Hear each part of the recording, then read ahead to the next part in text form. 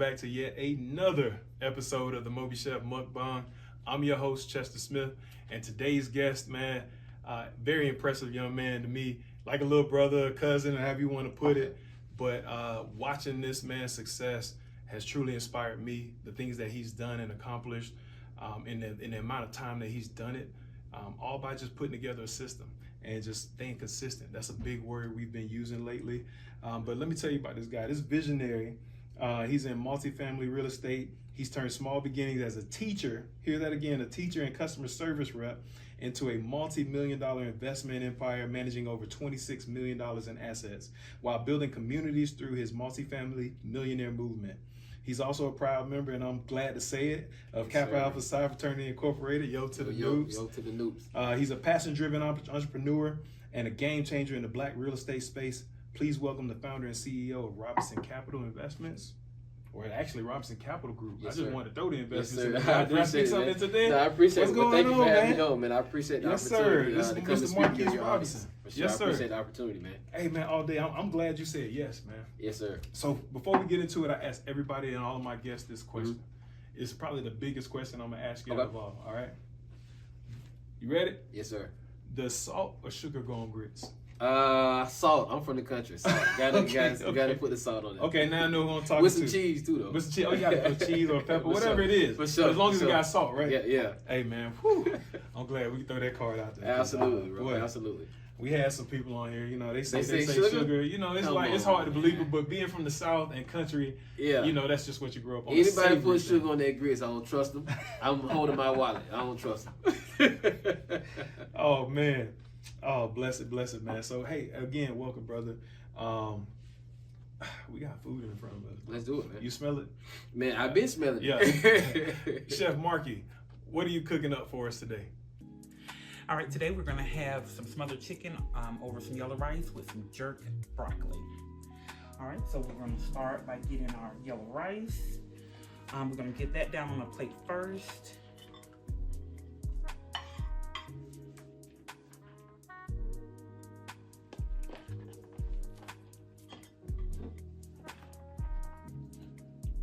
So that we'll be able to get our chicken on top of that. And then we're gonna start next with getting our broccoli out. I'm gonna give you some jerk broccoli today. Made with some fresh jerk seasoning and some plant-based butter.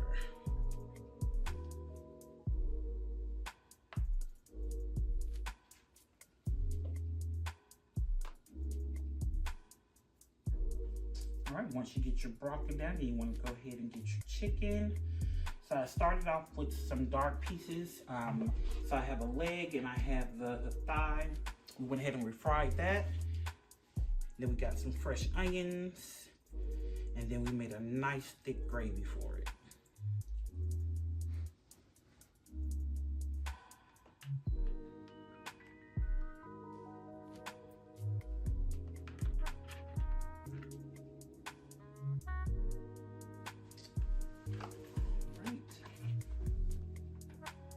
And to top it off, we're gonna go ahead and cut up some green onions.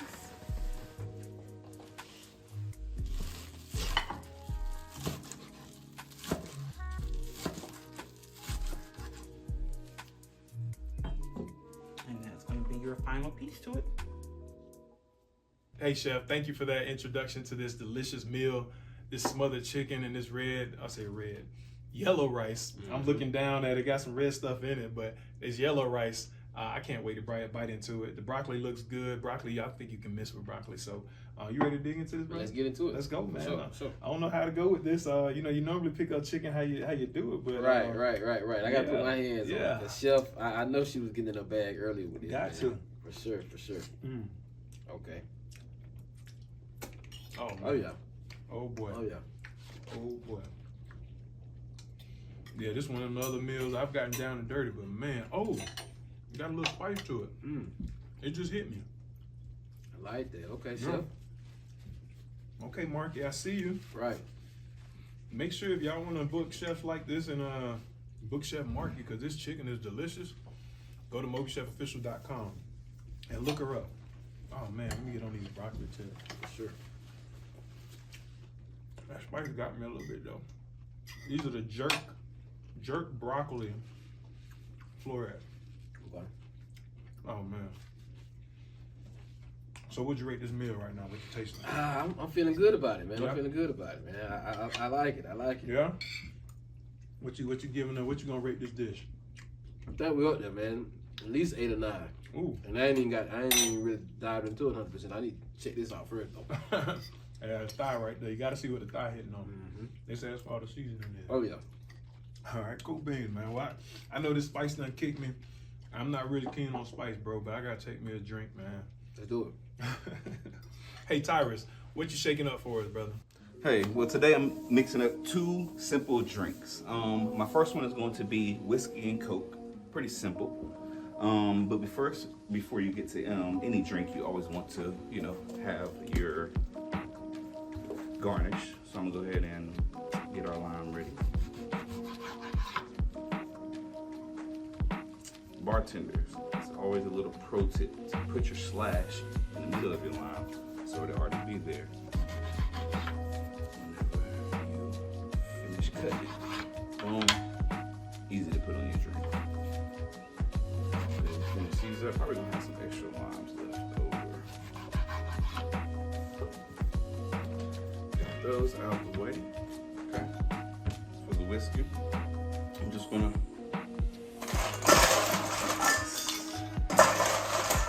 always like to put my ice first. Everybody has their own way of doing it. I put my ice first. Buffalo Trace.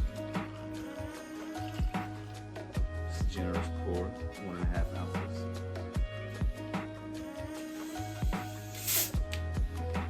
Get your Coke. Pour it right over the top. Put your little fizz in there. You don't want to put too much. Garnish it with a lime. And there you have it. Our second drink is going to be a ranch water. Ranch water came from Texas. Very, very known in West Texas. I'm going to go ahead and fill it with ice.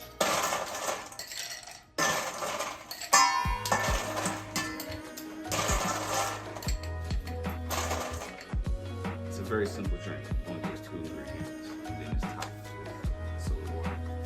We use our Termina tequila. Go ahead and put 2 ounces of it in there. Equal parts. I'm going to go ahead and put a little less of lime juice because we know how tart it can be. Give this a simple mix.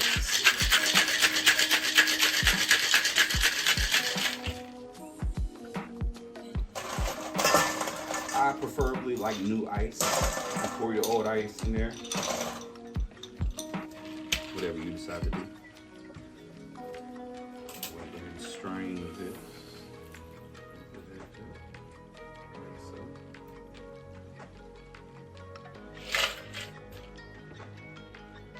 Take my soda water. This is the kicker. This is where you get your fizz.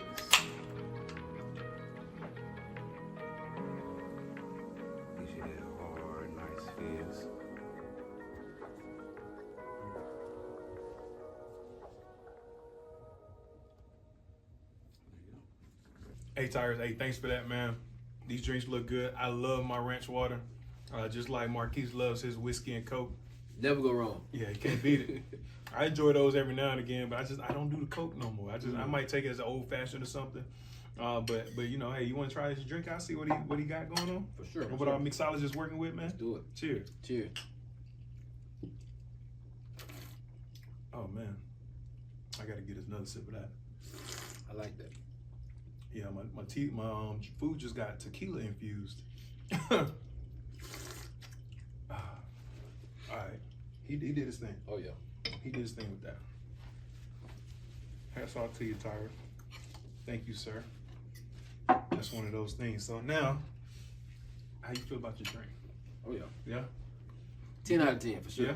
Okay, good deal, good deal. You know, sometimes you can't miss with your favorite drink. No, it's hard to miss with whiskey and Coke, man. It's hard to miss. So now you get the distinct honor of naming your drink. What you gonna call that? I don't know, man. We just gonna call it Wealth. Wealth Forever. That's what we'll call it. There you have it, folks. Wealth forever. Wealth forever whiskey. Lock that in. Yeah. Wealth forever. I need to see that on the bottle, man. We gonna do something. I'm gonna get with him and make something happen. Okay. For sure. I need to see wealth forever on the bottle. Wealth forever whiskey. I like that. Uh-oh. Do we have something there? I felt that. Well, tell me we may have That's something. good. Wealth forever whiskey. Now we have video proof to show Right. where that came from. All right, cool. So let's talk about this early hustle in his career, For sure. man. I call it an honor and pleasure of seeing you as a teacher. When you graduated college, Yeah. Valdosta State University, hey, go Blazers. Go Blazers. I saw you graduate. Mm-hmm. Saw you move to Atlanta. Saw you get the teaching job. Right. Saw you doing that, and kind of talking about those things. But then something else changed. Something changed at that point, man. So, what was life like? I want to ask, as a teacher, and you were a sales rep. So yeah, I taught in Fulton County schools. Okay. And I taught in Cobb County schools as well. Okay. I moved to Florida for like a year, just want to try something different. But even before I was teaching, I worked at Verizon. So, I'm grateful for my journey because I learned two different things. Right. Yeah. When I was working at Verizon, I was making money, but I didn't have time and I didn't feel fulfilled. Gotcha. It's retail. We're working 9 to 7, and you know how that goes. Yeah, 10 to 8, 11 to 9. So some very, very long days. I mean, we working 4th of July. The day after Every retail holiday. it would be some days I work 7 days straight. Yeah. Depending on how the schedule Based feels, on the right? schedule, right. And I was like, man, I'm selling phones, but I'm not fulfilled, right? So then I went into teaching to get the fulfillment, but I wasn't making money. Yeah. So I kind of saw it from both Yeah. angles. But back to what you were saying when I was a teacher, man, it was fulfilling to help the kids and educate them, but I just did not feel like I was happy. Like I was underpaid, unhappy, underappreciated, depressed at that point in my life, making $2K a month. Like, man, it has to be more out here for me. You know what I mean? And that's one thing I really kind of took home, like, man. And I want to tell anybody, your audience, this is what, right? Mm-hmm. Your current situation is not your final destination. Whatever you're going through right now, you can change your situation. You just got to get in the right vehicle, number one. But most importantly, get around the right people and make some changes. Oh, man, that sounds good. So I guess that really answers my question. Yeah. Like, what pushed you into real estate? What was the one, the defining moment that said, you know what, bump this fulfillment stuff? Yeah. Or, what pushed you over there? So there's a few different things, right? Let me start the day-to-day. And somebody who's watching this is probably going through the same thing, right? One of my coworkers at the time, he was a teacher. He had been there 10 years. And he was like, man, these kids are terrible. The kids are bad. The principal's terrible. The school district sucks. I'm like, man, you hate it here that much, right? And I was like, how long you been here? He said, 10 years. So have you been feeling like this for the past 10 years? And so that was like one thing for me. I was like, I don't want to be that guy 10 years from now, number one. Number two, I think for me, I remember seeing my cousin. She was a realtor at the time. She's a broker now. And you know how it is with realtors, right? Mm-hmm. They showing homes, they going on vacation. I'm like, what is she doing that I'm not doing? And I called her one day and I asked for help. And so that's another thing, right? I think a lot of people drop the ball when they don't reach out and ask for help. Mm-hmm. It's okay to say, I don't have it all figured out right now. Let me reach out to someone that's doing something that I may want to do myself. Right. Because one or two things, right? Someone was probably doing it before they were. Right. So we need to think in abundance, number one. Number two, you can probably do it even better given the opportunity. So she was like, hey, I'm a real estate agent. I sell houses, I make 3%. But with that 3%, I give a percentage of it to the broker. Gotcha. So I did the math on it. I'm like, okay, it makes sense. Mm-hmm. And she told me that she was like, if you can sell phones, you can sell homes. Ooh. If you can sell phones, you can sell homes. Because remember, I worked at Verizon selling phones, and she remembers me selling phones, and I did very, very well there. Like, I led the store, but I wasn't happy, right? I got you. So for me, when had that conversation with her, I think the math just didn't make sense for me. Because if you're a realtor making 3%, you still have to split that 3% with the brokerage and what are other fees. I'm like, man, is it a way to make more money doing this? Because I don't want to quit teaching just to make an extra $500. It's not really worth it, right? So I remember I was headed to work one day. Excuse me. I was headed to work one day, mm-hmm. and I heard the guy on the radio talking about a strategy called wholesaling real estate. Okay. So with that strategy, he talked about where you can get a property on the contract and you can sell it to another investor and make the money in between. Mm. So again, this strategy has been going on for years. Think about Costco, mm-hmm. right? Perfect example. I want to say Sam's Club. They're getting a product at a wholesale price and then they're selling it to to the public. And they're keeping in between. The product, instead of groceries, for us is homes, single family residences, right? So I remember hearing the guy on the radio saying, hey, if you had bad credit, that was me at the time, right? If you're lost, that was me at the time, right? If you're not making any money, that was definitely me at the time. Oh, he was just talking to you. Yeah, I'm like, I think man, he this was is a talking to sign, you. right? So he was like, come to this seminar. It's gonna be $97. I found the money some type of way, right? You had to. And I went to that seminar, and he said, hey, you can get a property on the contract and sell it to another investor and make a profit. I'm like, man, this makes sense. But you know how it goes, right? You go to these seminars, they try to upsell you in the back of the room, so what are you thinking? Let me go back to my comfort zone, or the way I'm thinking now. It's probably a scam, Right. Can't be legit. I doubt I Talking can do yourself it. out of it. You're talking yourself out of it. So I got on YouTube, and people on YouTube were talking about it. So that was like the second sign. And the third sign for me was this, right? I remember getting on Instagram, and it's the power of social media and relationships. Gotcha. One of my friends that went to VSU with me, right? He was posting. He posted on his story. He was like, "Hey, I'm with the king of real estate here in Atlanta. You know, if you want to learn how to do what he does, he buys property below market value and resells them. No credit, no cash." I'm like, this is the third damn time I've heard this, right? It may be legit. And so I sent him a DM. Again, don't be afraid to reach out to someone. Right. And build that relationship. So we had a great relationship from college. This is a solid guy. I know he wouldn't lie to me. He was like, yeah, bro, it's legit. I'm gonna put you in contact with the guy. I didn't even ask him to put me in. I was going to ask, but he did it anyway. He was like, I'm gonna put you directly in contact with the guy. And I contacted the guy. He was like, it's gonna be $997, $1,000. I'm gonna coach you on how to do real estate. I liquidated the last $1K from my teacher retirement fund, and I put it all in real estate. And I jumped head first. That's probably why I got so many gray hairs. So would you say that was the catalyst that made you go into real estate full time, or was there another thing that happened that said, oh, I can do this? And what was that point that you said, I can do this? And you said, all right, teaching job, Verizon, Sure. I'll see y'all later. I would say a few different things, right? So number one, this is like the third time that, and I'm a man of faith, this is the third time God has put this in front of me, whether it's a hint or just Yeah, I a get nugget, it. right? I walk in there. You know what I mean? And I then walk my in. cousin, she's not a salesperson. She was selling homes, and she said that to me. If you can sell phones, you can sell homes. I like that. I like that. I love tip it, right? there. You can sell And I phones, you thought can about it. sell And homes. she was like, you'd be 10 times better than me because you actually like talk. She's an introvert. She's like, you're an extrovert. You like talking to people. If you get into the wholesaling thing, I think you'll do pretty well. I'm like, okay. But to answer your question, I just retired, man. Yeah. I think at some point you got to be sick and tired of being sick and tired. When I say that, sick of making the same amount of money, sick of living in the same school district or neighborhood or wherever you're tired of driving, being sick of driving the same car, right? But most importantly, sick of your damn self. I think that's the problem with a lot of people, right? We don't really look and say, man, I'm tired of myself. What have I done to put myself here? I think sometimes when you said that, it hits because not everybody has the mental capacity to address that. I agree. Because if somebody says I'm tired of myself, they more 9 times out of 10 are going to start thinking about taking themselves out as opposed to what can I do Right. to get better. Right, I agree. And So I think that's where the soul searching comes in, right? Right. Like you have to really look at yourself and say, okay, what did I do to put myself in this situation, right? Could I have went to school for another degree? Do I need to go back to school? Is something else I need to do? So for me, I was like, man, worst case scenario, I can always go back to making $2K a month in teaching. I've survived off it now, but it has to be more out there.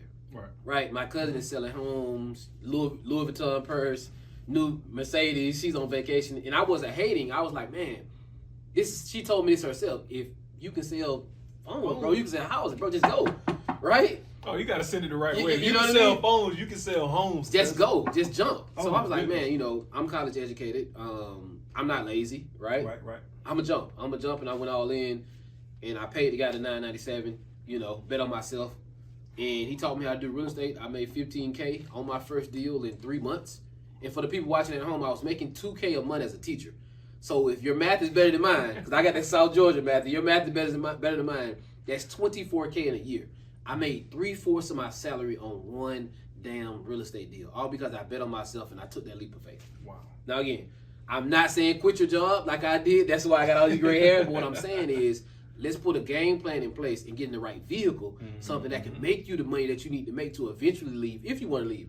Then again, some people may love what they do. They just need to make more money. Gotcha. But I think that was the thing for me. I was like, bro, I gotta go. Yeah. I gotta bet on myself. I don't want to be like the guy in the teacher faculty room, right? In the lunchroom 10 years saying, down the road. I hate these kids, I hate this, I hate that, but you've been here 10 years saying the same thing. Same thing. That's insanity, ain't it? Like, It's crazy. Are you expecting something different? I know when I talk to people, and most people, if you ask somebody how they doing, they say, I'm okay. I'm okay. I can't complain. Right. I'm like, well, if you could complain, would you complain? Yeah. And then if you did complain, are you going to do something about it? Exactly. And most people aren't willing to, when they say I can't complain, this is just my definition, this is how Right, I feel right. about it, my interpretation of life. But when I hear somebody say I can't complain, I'm like, if you could, would you? Right. And if they say yes, I'm like, well, are you willing to change it and change whatever you're complaining about? Right. And if you say no, then hey, stop complaining or don't complain. And that's why most people say I can't complain. Right. Because they don't want to change whatever it is they're doing. I won't complain because if I do have to complain, I got to change it. Something gets in your mind. Yeah, change or it. if you come up with solutions that I don't want to Yeah. use, You're not ready it's to like, do it. yeah, a lot of people are not. Exactly. They just want to complain. Bless it, man. Bless Yeah. it. So, how did business grow from single family, wholesaling houses to a $26 million managing, that type of portfolio? Great question. So I started by partnering for sure, but most importantly, like putting systems in place and reverse engineering the business. Right. I started to figure out what exactly the buyers were looking for, because here's the thing: in real estate, it's a product, right? The home is a 3-2, 1,100 square feet. Depending on what zip code it is in, the value of the home. So I started reverse engineering and saying, man, how can I be more efficient with this? Figure out what the buyers are buying and sell them exactly what they need. That was the key to really transitioning from single family to multifamily, because we got so good with single family. Here's the thing: single family is a transactional side of the company, right? Gotcha. Your main for what we do anyway. Our main objective is to buy below market value and resell, or get it below market value and resell, and maybe do some work to it. Right. On the multifamily side, it's a long-term game, right? We're building wealth. We're putting tenants in here, giving them a safe and nice place to live as well. Right. So to answer your question, we did really, really well with the single family, right? Finding the properties, and we put a system in place to the point where it's like a machine now, right? I tell everybody the same thing. Chick-fil-A, same thing every time you go. Every time. It's a system. You pay, they give you the food, and then you go home. Yep. Same thing with us, right? I have a marketing team that reaches out to the people. I have cold callers in Egypt, right? Then they send it over to my lead managers. They qualify again. Then you're gonna go over to my closers. They're gonna put a contract on it. We're gonna send it over to my operations manager. She's gonna double check contract and everything. Then we send it over to my dispo manager. All this guy does is sell properties all day. In DFW, which is in Texas, in Atlanta, and we do some deals in North Carolina, right? Gotcha. So we got so good at that to the point where we were like, man, if I can sell Chester a home, right, and make $30,000, he's able to pay me $30K on the deal. How much money is he making? Number one, what is this doing for his net worth? Yeah. Right? Because I'm just selling properties, getting liquid. Because again, I'm just trying not to go back to 2K a month being broke. Right. But what I started to learn is that's very, very transactional and it's tax heavy. The real game and the real sauce is getting on the other side to the point where you can do tax write-offs and you have 7-figure assets, 8-figure assets that you can put in your portfolio, and now your net worth starts to increase. Right. So I went right back and found me another mentor. And let me back up a bit, right? I paid one of my mentors in Dallas, Texas, $5K. I flew out there. He's like, I need you here this weekend. $5K, I'll show you how to build a 7-figure company. Because here's the thing, right? Wow. You can build a 6-figure company just off hustle. Yeah. Working 7 days a week, giving it everything you got. But if you want to build a 7-figure organization that builds a system where you can free up your time and get free, you have to put systems in place. But most importantly, bro, you have got to have the right team players. Yes. So I paid this mentor $5K to teach me how to build a 7-figure company. It paid off. Wow. So I'm at this point I'm batting 1,000. So if you're the person watching this, like, bro, I don't know if I can invest the money. I paid $97 and learned a little bit about wholesaling, right? I paid $1K and built a 6-figure company. I paid $5K and built a 7-figure company. What do you think I did next? I paid my next investor, my next mentor, $25,000 to teach me how to do multifamily real estate investing. Right? Less than 6 months later, I bought an asset in Marietta for $3.5 million. After repair value, ARV, meaning what it's worth after we fix it up and stabilize the asset, is $6.3 million. Wow. So my net worth went up by $6 million, all because I invested $25K with a mentor, and I was humble enough to say, I don't know everything about multifamily. Please, sir, teach me what you know. Yeah, I don't know everything. I think those are those things there are when somebody says, Let's pause there a second. This battery's depleting. okay. And that's one of the things that, I think the 3 most dangerous words people can say is, I know already, or I know that. And to me, if I'm talking to somebody that feels that I hear that, even with my children, and they say, I know, no, you don't. Right. It's just something that you say because you may have heard it, but you're not implementing it and applying it to your life or any practices or philosophies that you're executing in, in your daily, routine. Right. And so, when somebody says, I know, it's like, nah, I can't mess with you. Right. And, I teach with my kids, it's a little bit more grace there, of course. Mm-hmm. But somebody tells me they know already, okay, well, good. Show me what you know, and I'll let you have that. The ego is a dangerous thing, right? The ego can help you for sure in business. Like if you're an entrepreneur, you need ego because it's going to be some tough days where you don't feel like getting up and doing it, right? I think ego and self-discipline, most importantly self-discipline for sure, can help you, but at the same time, you have to be able to peel the ego back at the right time and say, man, I don't know. I don't, let me make a phone call. And that's really a blessing itself, having a phone book where you can call people and say, hey, can you help me with this? And they don't gatekeep or anything like that. They give you what you need. Yeah. And vice versa, angels, things like that. Those angels, man. So networking is key too. Yes. Relationships. So tell me this, because I'm curious. What was the biggest deal that you closed? Actually, I'll say, let me rephrase that. What is the most challenging deal that you closed, and why did it matter that you had to close that deal? Okay, so good question. I would probably say, I can give you 3 different scenarios. Okay.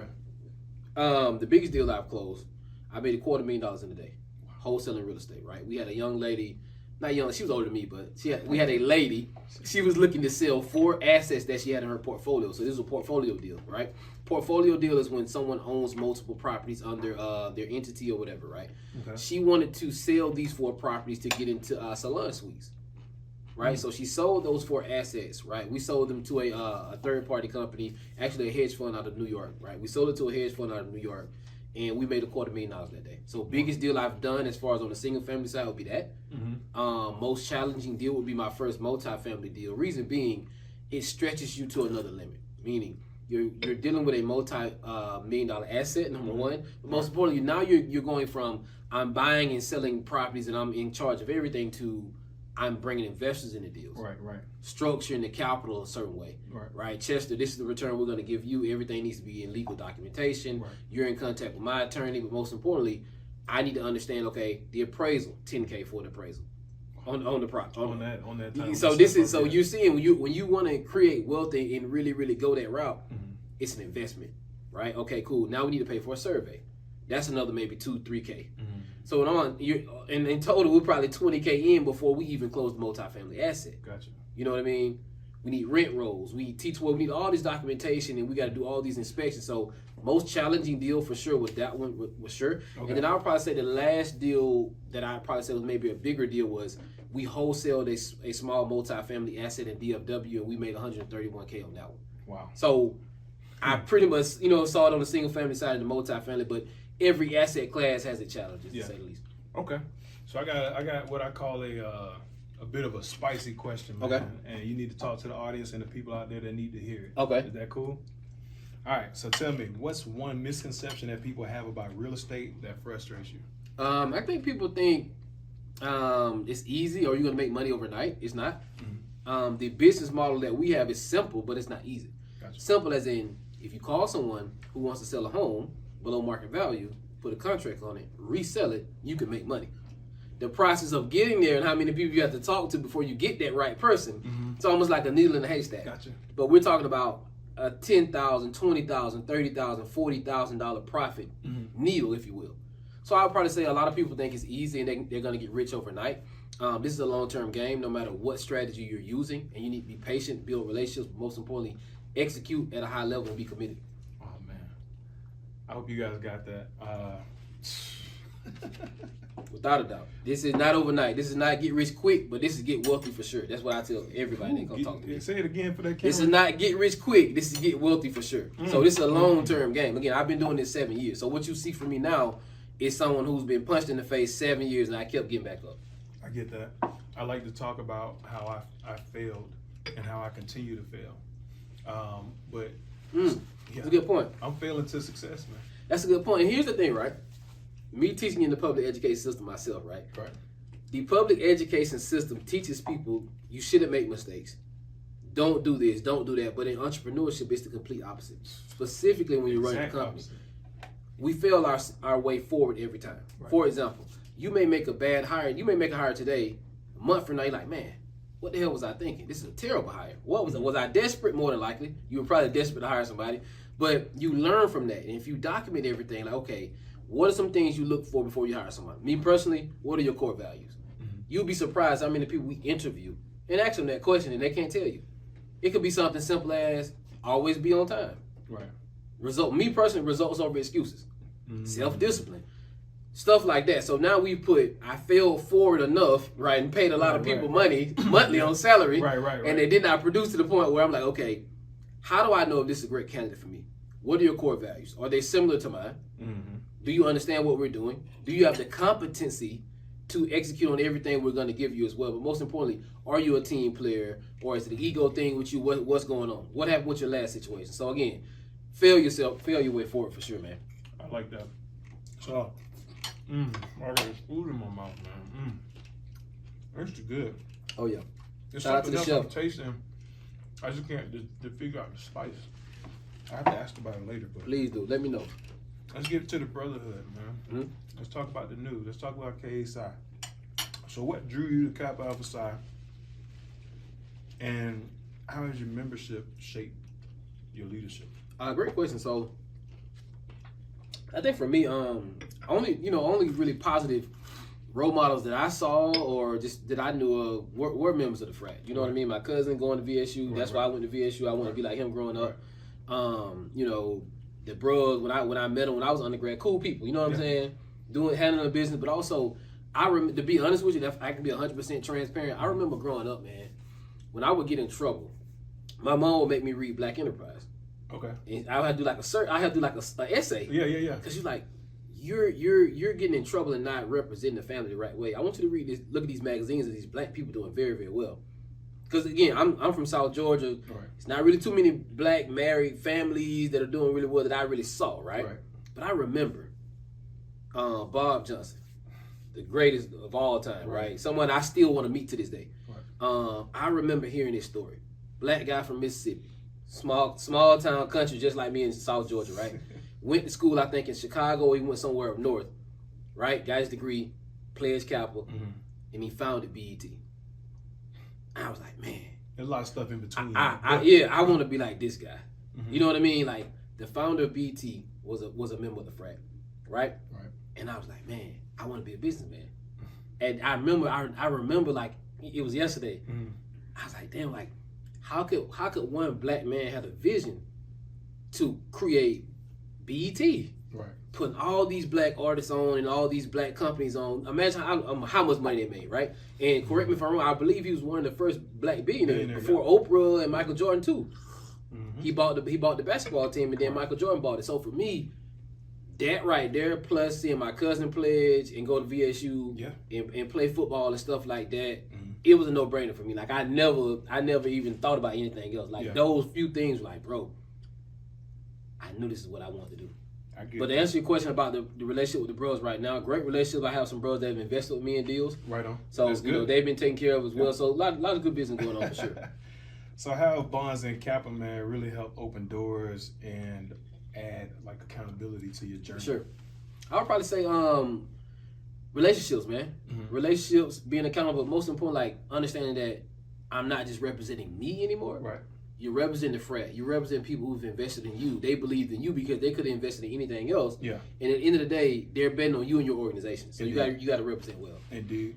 I remember something during the transition into Kappa. Yeah. Where it was more so about that value. Right. What did you want out of the frat? Right. And I came up with something where it was, don't live through Kappa, let Kappa live through you. I agree. And I would put that out there all the time, man. And sometimes, like Mike Tyson say, everybody got a plan till you get punched in the face. Exactly. Or punched in the mouth. Sure. Yeah. you know, you have that like, oh yeah, I pledge, and you know, things like that. But then you realize that that road is a little long, rough, and rugged. Right. And you know, it's like, okay, well, you know what? Am I ready to push through this? Can I persevere? That's where you get tested, and you find out a lot about yourself, and a lot of questions get answered. Right. And then you make that. Am I ready to transition into this new man that I have to become, Right. and person that I have to become in order to succeed? And it makes and breaks a lot of people.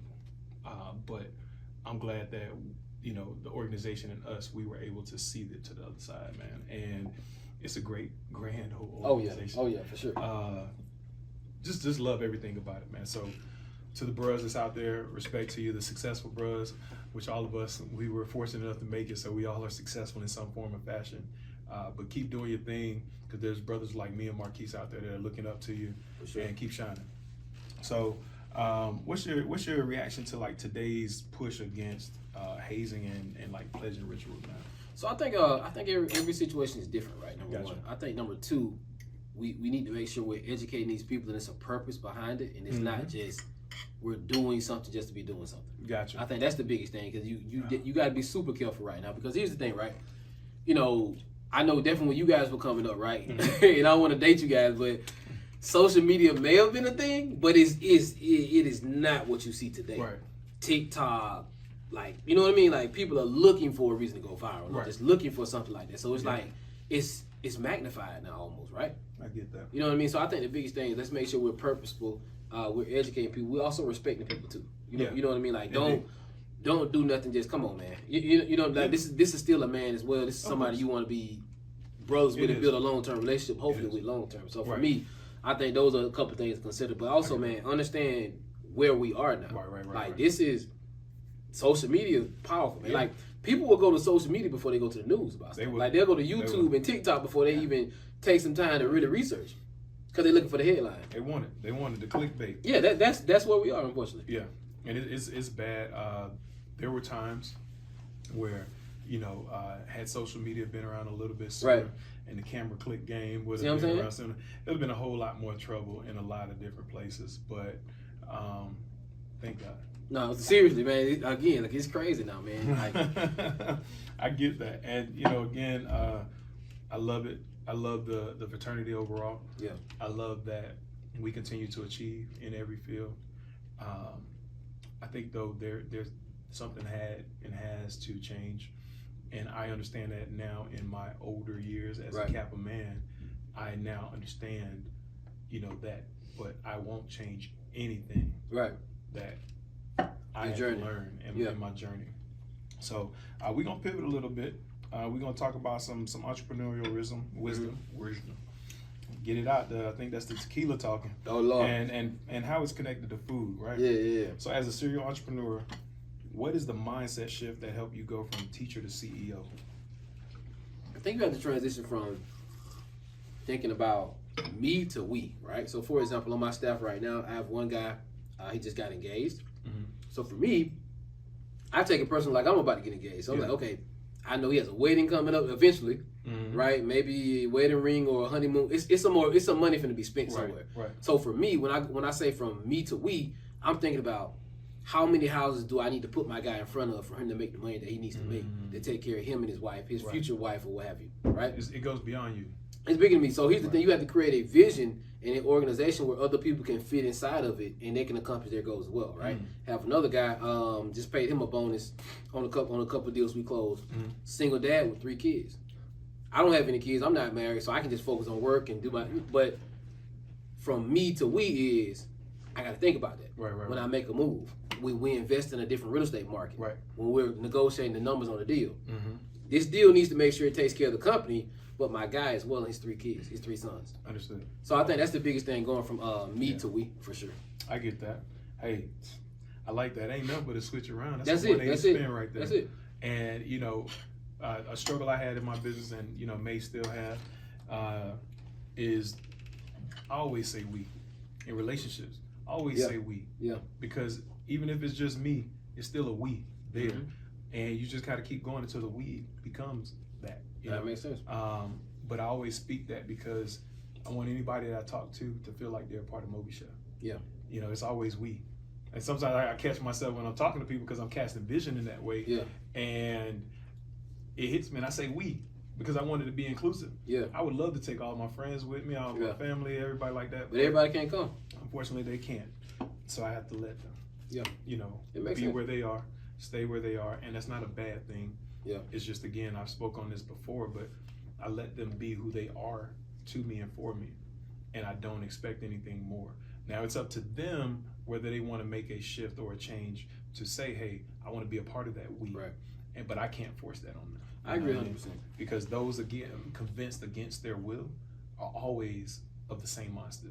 Mm-hmm. Like, it's going to be that you can't force somebody to do something that they don't want to do. You can't. And if you do, they're going to resent you. Yes, exactly. They're going to resent you. I told you I didn't want to do this. Unless you drop a bag in their lap. True, and say, true, but then again, it's not as transactional and it's not genuine. You see what I mean? Indeed. So let me ask you this. Can booking a chef through MobiChef enhance your pitch meetings or investor events? I gotta ask. I believe so, because I think here's the thing. I'm actually, it's ironic that we reconnected about this, right? Right. I think a lot of real estate investors, and this is something I need to do better myself, and I'm just being transparent, like hosting more meetup events, but bringing in a MobiChef, Yeah. whether it's just drinks Right. or just small bites or something like that, just to really, really build the relationship, number one, with new people, right? But number two, really, really curate some type of vibe or something like, man, you know, like you want people to say, okay, when's the next event? Let me book it on my calendar. So I think, yes, to answer your question, yes, I think this is the opportunity to add that, because I remember, and this is another, again, how I got started. If you guys remember, I went to a meetup event. I paid $97, but it was a meetup event. Everyone in the room was interested in real estate, some type of form of fashion, and trying to get out of the situation. So I remember in Metro Atlanta, but when I got started in real estate in 2018, it was a meetup every weekend. Free meetups, paid meetups, but it was like I was meeting so many people. Mm-hmm. And every once in a while, it may have been someone like MobiChef there. Right. So to answer your question, yes. I get that. Because it's a need for more networking events, but intentional networking events. Yeah, and I think people are happier with food on their stomach. Oh, for sure. And a good drink. And a good drink. And a good drink. You know, they're a little bit more loose. Like you said, you said the word, create a vibe. Yep. Once you create that vibe, then everything changes. Yep. We know how that is in the party scene. Oh, for sure. Let me get a couple drinks in me. At first, the party looks lame until you have 2 long hours. Right. And everything's like, oh, y'all having fun now. Yeah, I like it here. If not, you're right. I like it here. So, yeah, I think from MobiChef, just like right now, this is an actual booking experience. I don't know if you got that vibe or feel from it. We had a bartender come into the clubhouse. Right. We had a chef come into the clubhouse. Did you touch a pot or pan? I did not. In his food? I did, and I appreciate that, by the way. Right. It's not my expertise. It not necessarily just showed up, but it got placed in front of you, right? Yeah. You know what I'm saying? And so that's what the MobiChef experience is. A chef shows up to your house, or a bartender shows up to your house. Right. They curate whatever it is that you're looking for. Of course, they talk with you and, you know, kind of walk you through some things, which is what they do here. Right. And then from there, you're still sitting there like we're talking now. They're still doing their thing in the kitchen and at their bar. And we don't have to worry about lifting a finger. Right. And then once they're done, they serve you, right?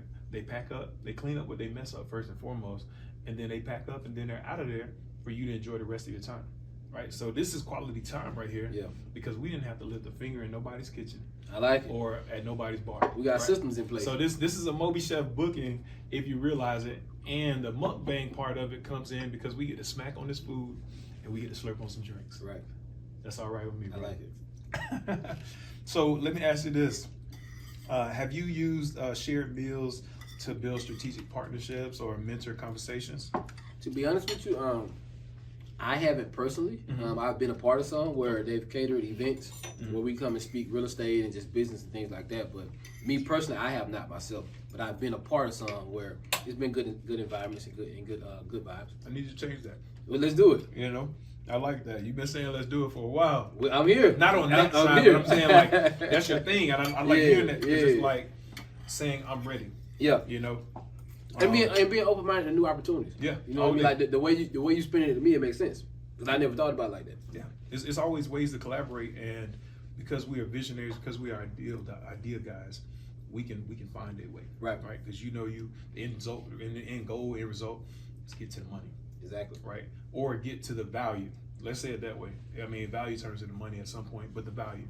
How can we add value? How can I boost this brother's brand? How can he boost my brand? How can we help one another? or her brand, you know, or their brand, Right. right? And so we go in there, we operate in that. Something you said earlier that hit me, just really about value, and it's just the people that you're around, right? You paid to be around somebody, Right. and how's that worked out for you? You get what I'm saying? Like, you paid somebody you paid to be around somebody, and we see how it's worked out. Was it worth the investment though? Absolutely. Yeah. Here's the thing, right? I feel like sometimes you have to go back to what I was saying earlier. You have to do some soul searching, right? If I invest $97, can I make it back? Number one is yes. Number two, you've probably spent it on other stuff. Yeah. Clubs, shoes, women, depending on where you are. Subscription services. Yeah, subscription services, gym membership, Right. that Netflix, you probably need to check your account right now. Right. Because there's probably something going on that you need to Right, cut off. right. But now my point is though, I think for me the biggest thing was, man, I'd rather pay someone to get ahead of the line, save money, save time, and save headaches, Yeah, right? yeah. Because when I pay these people, I'm intentional. Right. Okay, what exactly are we going to be going over? Who have you helped? Do you have a mentor? Right. Right? But most importantly, man, I believe in me so much that if I invest $5K, I'm going to make it back. Gotcha. If I invest $25K, I can make it back. So I think that's the biggest thing. They're like really, really doing some self-reflection and looking at yourself and saying, okay, do you truly believe that you're going to execute? Because a lot of times what happens is people will pay a mentor and they give them everything they need to be successful, but you go back to watching Netflix on the weekend, Yep. Love Island, whatever they're watching right now. You looking at celebrity court cases Right. instead of doing what you're supposed to do to change your situation. You're distracted. You're distracted, yeah. Yeah. And a lot of times we don't look in the mirror and say, is it the mentor? Because looks like it's working for him, and other people, why is it working for you?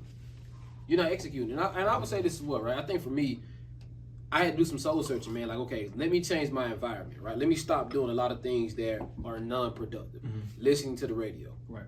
Keeping up with every show. Like me personally, and people find this hard to believe when I say I don't really listen to the radio. Yeah. I listen to a book. Your audiobooks. You know what I mean? Or I'm on YouTube trying to figure out, okay, how can I make some more money, or how can I increase my game, or be a better leader as well, right? So for me, I'm very, very intentional with my time, who I'm around. But not least, I think people need to do a lot of audits, man. Right? Number one, you should definitely be auditing your finances, but audit your circle, who you're around, and audit yourself as well. Like, okay, did I add value to this person Right. in their life? Right. Am I leading by example? Things like that. So I think those are some things that me personally that I had to do to really, really change my situation. Man, outstanding, man. So you mentioned something about God and things happen in threes. God talking to you, things happen in threes. I believe in that. Except sometimes, now for me, it only take him talking to me 2 times. Right. Because that third time, I know something not gonna be good. Especially if he's trying to show me something. Right. And he knows that he gave me the discernment and the wisdom to actually understand that, hey, I'm trying to talk to you. Right. I ain't waiting for that third. Right. I ain't waiting for it. Nah, You know facts, what I'm saying? facts. Because he's already set me down once. Yeah. To where I had to sit in that for a while, and I had to have that come to Jesus moment or come to God moment or whatever moment it was, where I had to go look in the mirror and I had to say, who are you? And I had to meet me. And I stared at the mirror for about like 15, 20 minutes until tears just started rolling down my eyes, because at that moment, I saw who the hell Chester Smith was. Right. Devastating time, you know. I'll be able to talk about that here soon. But, you know, it was a devastating time. And then that was that moment where I started listening to God. I said, God, I'm more intentional about listening to you and what you have for me. Because you only have to tell me twice before I take action. Or somebody say something 2 times, like your cousin said something, your buddy from VSU said something. Right. And then after that, you may have heard it a 3rd time or something. I would have took action after my buddy told me. I would have got excited when my cousin said something. Right. And then that 2nd time my buddy said it, it's all right. But then, of course, that same buddy, of course, created a 3rd opportunity, which was for you to meet that person. Absolutely. And you took advantage of that. Absolutely. You took action. So that's just how that operates. I Don't agree. wait till the 3rd time, because the 3rd time you're going to miss it. And I would say this as well, Chester. Like, I think if you're looking to get in entrepreneurship, I want you to understand something. It's no one that's gonna wake you up and say, clock in at this time, do this at this time. I'm looking at it right now. You know what I mean? So I think it's gonna be you and your faith every day. Because as an entrepreneur, you don't know when the next check is coming, per se. But the beautiful thing about it is, if you get consistent and get in the right vehicle, the money's gonna come, the opportunity's gonna come. Focus on these things, and you'll be fine, right? Number one, adding value to someone else. Solve a problem, and then provide a great service. If you can do either 2 out of those 3 things very, very well, the money's gonna come. I get that. But most importantly, when I say add value, right, how are you putting someone else in a position to win? Solve a problem. In real estate, what we do is we work with homeowners who are in pre-foreclosure, tax delinquent. We'll get the property and sell it and give them some money at the same time. Wow. Right? And again, we provide great customer service. We are very, very good with the customer service and responding and communicating with these people. Gotcha. Okay. That sounds good, man. So you essentially, if somebody's underwater, so to speak, let's call it that, drowning in that debt, you help them get out of that, and are they free and clear after that purchase and after that sale of the mortgage and the For sure, yeah. Okay. If it's enough equity in the deal for, of course, us to sell it, and then they take on some money. Yes, Gotcha. absolutely. Okay, I get that. All right, so switching up a little bit, well, staying along the lines of real estate, of course, always.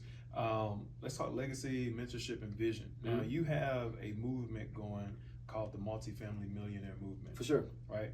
So you teach others to invest with that? Yeah, so we show other people how to buy small multifamily assets. Okay. But the key to this is I want you to learn how to get liquid first, right? I'm a true believer in this. I want to see as many people as possible get out of survival mode. Gotcha. What is survival mode? If you have not made 100K Tell or them, more, please do tell them. if you have not made 100K or more, you may be in survival mode. Again, I'm not counting anyone's pockets, but from what I've experienced and the people I've been around, 100K is the magic number. We get past that, we can make moves. Why is that? We can take 25K, pay off some bad debt. We all owe somebody something, right? Right. The next 25K, we can reinvest that. We can put 25 back for maybe a vacation or just some savings. And then the next 25K, you could possibly even live off that for a couple months while we get your real estate going. You made that sound so simple, man. Right. I'm gonna show you how to get there. Yeah. I'm gonna show you how to get there. You know, So I'm gonna ahead, show you how to go get there. ahead. So with the real estate strategies that we use, right, with the wholesaling and the surplus funds and other things, right, you can make 10, 15K per deal. Okay. All you need to do is do that a handful of times. Yeah. We've got to where we want to go numbers wise, but here's the thing, right? With the multifamily millionaire movement, what we're doing is we're teaching you how to become liquid, Okay. wholesale real estate, make some money, get your finances in order, pay off that bad debt, and then from there, let's start to build a team. Gotcha. Very small team. Have some people make the calls for you. Have a secretary in place that's doing all the paperwork. Gotcha. You're slowly freeing up your time. Gotcha. From there, I'm going to show you how to raise capital and go and get business funding from the bank. At that point, you're very, very dangerous in a good way. Yeah. You know how to raise money, you know how to structure deals, but most importantly, you know how to make money. You see what I'm saying? And use the bank's money. Yeah. From there, we're going to show you how to go get a small duplex or a quadplex. All right, think about it this way. Let's say you buy 4 quadplexes at $250K a piece. You close on those, your net worth is now $1 million. Yeah. We can refinance, we get cash flow every month. Now your stress levels are starting to go down a little bit. Yeah. I showed you how to make money in the beginning. Right. And we're just gonna keep doing that, rinse and repeat. That's my game. That's the game. So with the movement, that's what I want to do. I want to help 1,000 people have $1 million net worth, but most importantly, change their situation for sure. How fast you trying to help those 1,000 people? ASAP, man. ASAP. So how do you measure success? Wealth, impact, or is it something else entirely? That's a great question. I feel like this always changes, right? When I first got started, I wanted to be a millionaire, right? I wanted to be worth 7 figures, do big deals. I did that, but I think for me, it's impact, but most importantly, living a fulfilled life with a purpose, knowing your purpose. Yeah. Right. I think for me, my purpose is to show a lot of young black and brown people that you don't have to sell dope to make money. You don't have to depend on the military to save your life. You don't have to be a celebrity or entertainer to make money. Right. You can make money in real estate. Yeah. Really, really good money in real estate. I got to argue with you for a little second. Talk to me, man. You know, I served in the United States Marine Corps. Yes, sir. Hoorah, and, My dad a Marine. Yeah, My dad went to Paris Island. So, yeah. Hey, he knows about fan fleets. So, tell him simplify when you talk to him. Let him know you met another good one. And, I also served in the United States Army on my second tour of duty. So, essentially, my second tour of duty actually really saved my life. Really? Because the Army, I went in. I tried to go back to the Marines. They said no because they know they broke me down already. They know I was broke body. Right. But I was still able to serve. I was still fit to serve. And at that time, I didn't have nothing. And I didn't have a new skill set because all I knew was supply at the time. And I knew sales. Right. I'm like, man, I don't want to keep doing sales and having to go and try to work for a commission because I'm busting my butt. Right. But I'm giving up. I'm making the money, but I'm giving up my holidays. Every retail holiday, I'm working. I'm not at home chilling. Yep. And if I do have to take a day off, and 9 times out of 10, only one person or 2 people getting that day off. If you're working inside, I worked at Verizon. I know. All right, so we know how that feels. Yeah. Right, and that's how I said those are big sales days. You know, you got to hit that quota. Yeah. Depending on where you at with that quota, it was going to determine how you take your time off, facts, right? Facts, yeah. And so, in looking at that, I just, I said, man, look, I needed something different. I didn't want to go back to that. So I just had to say, where can I go get trained for a new profession and get paid at the same time? Right. So the military did do that for me. So part of that, it did save my life. There's exceptions to that rule of what you're saying, and exceptions to what you're saying, not a rule, but to what you're saying, because it did it for me. But I knew how to leverage it. Mm-hmm. I didn't see it as, I'm just going in to serve. Exactly. I still have the patriotic heart to serve my country. But you had a purpose. I went in with a game plan. I went in with a game plan. And that's the important point, guys. I went in with a game plan. Right. I didn't just say I'm going to the military because I don't know what I'm doing. Right. So there's the difference that separated me from other people that just going to the military to go and serve. I went and served, and I went and served with a purpose. Right. So that when I got out, I knew that I would be saved. That makes sense. Right. So I did do that. But the other point, you said something about the 6 figures, hitting that 6-figure mark. And I feel like what I've experienced is with more money, you tend to create more problems. We heard that song, More Money, More Problems. Mm-hmm. But the more money you have, you tend to create more problems for the most part. Right. Like if you making money hand over fist, Yeah. you can't, it's so much you probably can't spend it fast enough. Yeah. But you go out and say, I always wanted to do this. I want to do that, or hey, I need to go build this. I need to go add this on. But sometimes it's not even. It's called lifestyle creep. Yeah. So what is it now? Lifestyle creep. That's what they call it. So with okay. that type of stuff, you have to really look in the mirror and say, am I doing this for me, or am I doing this to impress other people? A lot of times, people, and we all been there. Of course. I'm not immune. Right. To impress other people. I see you on the helicopter. Anyway, this guy here, he don't miss nothing. You know what I'm saying? That's that Marine. This man don't miss nothing. But anyway, my point is though, are you doing it for you, or are you doing it for them? Right. People that you don't really care to talk to, people that you don't really like, you trying to impress them. So I think it goes back to really, why are we doing this? Right. I think that's the biggest thing. Why are you doing it?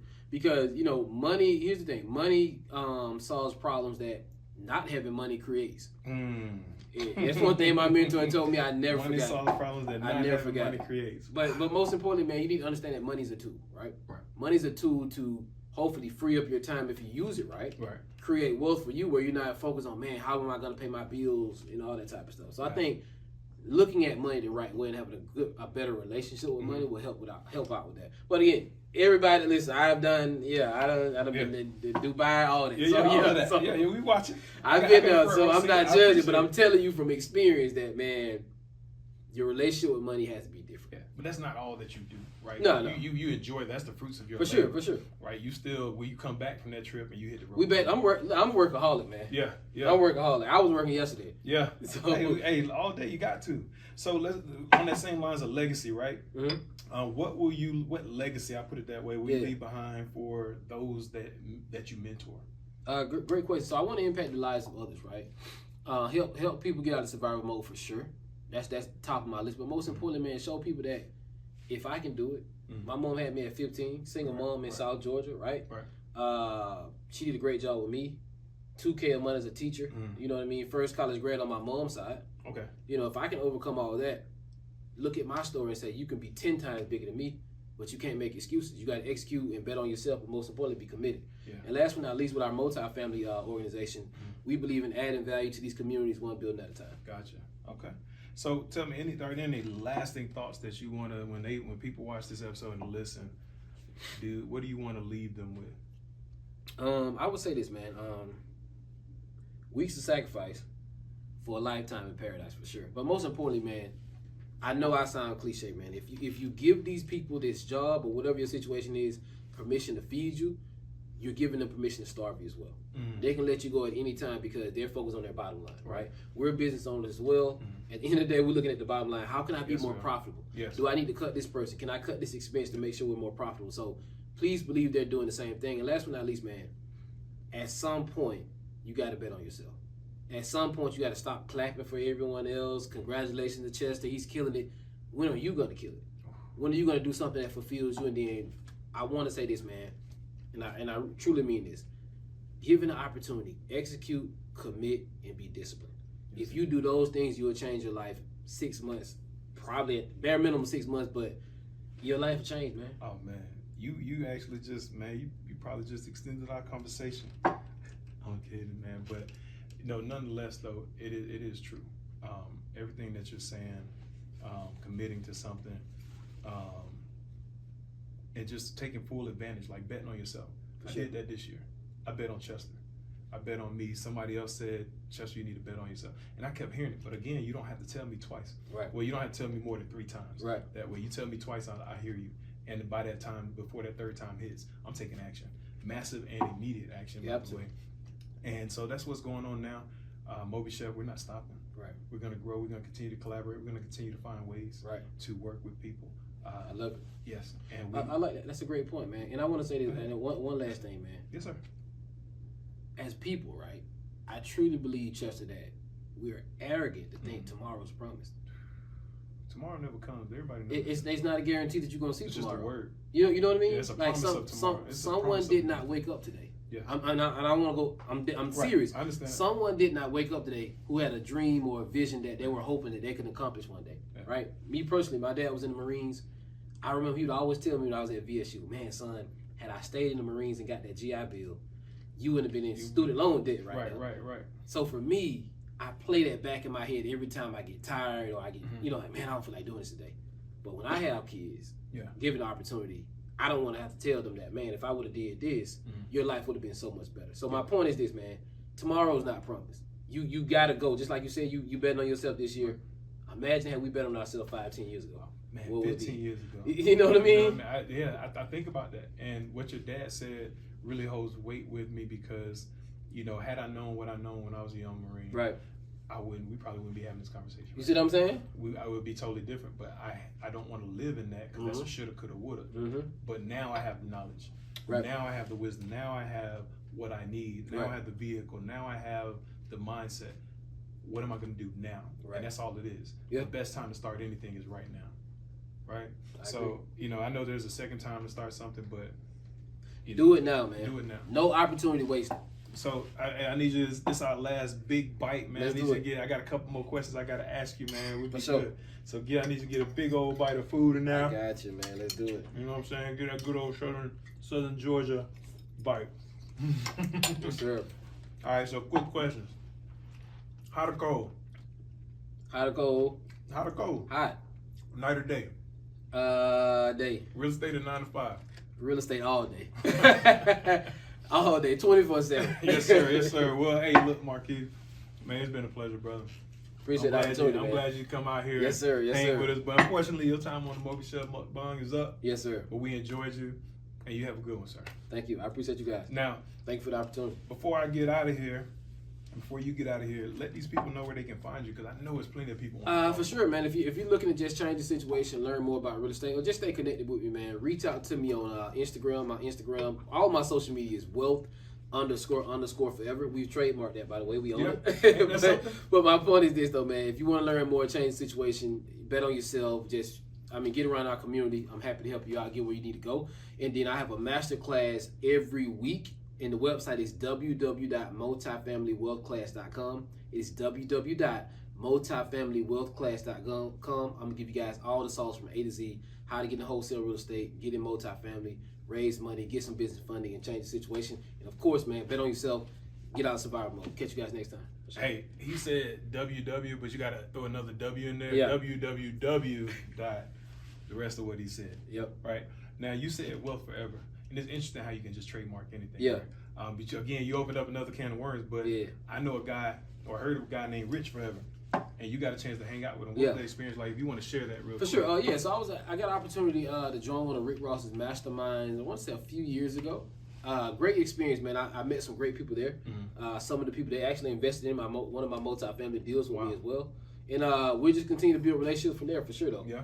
Ironically, his manager, who manages like the deals and stuff, is one of the brothers as well. So that was a great relationship there. Wow. So again. Okay. So there's a little connection there? For sure. Collaboration? We're working on some stuff. We're working on some stuff. Okay. We network. We got a pipeline. We got to create a pipeline because we want to get MobiChef in wherever we can fit in. Let's do it. All right. All right. Y'all have a good one out there. Yes, sir. Thank you.